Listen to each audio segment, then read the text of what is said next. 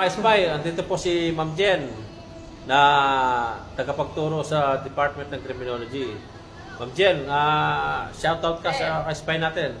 Hello po, Ayan. mga ka-spy dyan. Ayan po, may tanong po si Ma'am Jen. Ma'am Jen, ano po yung tanong nyo? Sir, tanong ko lang po. Kapag po mag-a-apply sa PNP, kailangan pa po ba talaga yung palakasan na tinatawag? Kailangan pa po maglagay? Kailangan pa po bang may tumulong? Hindi po ba sir pwede yung basta na ipasa mo lahat ng test, tapos makakapasok wala? Kailangan pa po ba talaga sir yung nakasanayan niya may palakasan? Okay, Ma'am Jen, maganda yung katanungan mo. So, para masagot yung katanungan mo, Ma'am Jen, medyo parang may intriga yan, ha? Nakaka-intriga yung tanong mo na yan. Kaya lang, ang problema natin dyan, Ma'am Jen, kailangan natin patunayan yan, yung sinasabi mo na yan, na talagang may bayaran, may palakasan.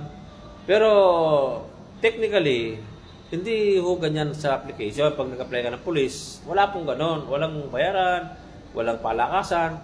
Talagang more on ano yan. Ngayon kasi, pag nag-apply ka, kailangan, kumpleto ka, may eligibility, general weight average, ang grades mo sa college. Tapos, kailangan physically fit ka, makapasa ka sa GDT, makapasa ka sa medical, sa neuro, at saka sa final interview. Para po ganon, sa ganon, mapasok ka sa PNP. May ranking po yan, kaya kailangan, pag nag-apply ka, gagalingan mo. Pero yung po sinasabi nyo na may palakasan, may bayaran, naku, medyo mahirap yata patunayan yan.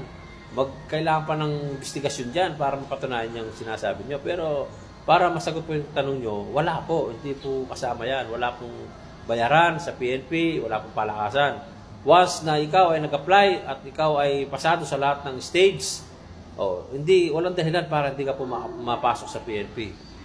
Nasagot ko po ba tanong mo, Ma'am Jen? Opo sir, opo. So, mag-apply ka na. Mag-apply ka na ng police pagka may quota. Salamat! Ma'am Jen, okay ba? Sir, pag po hindi po ako nakapasa sa pag-a-apply sa police, ano ang gagawin ko na lang po, mag-aasama na lang po ako ng police. Yun, ang dapat mong gawin. Okay, salamat!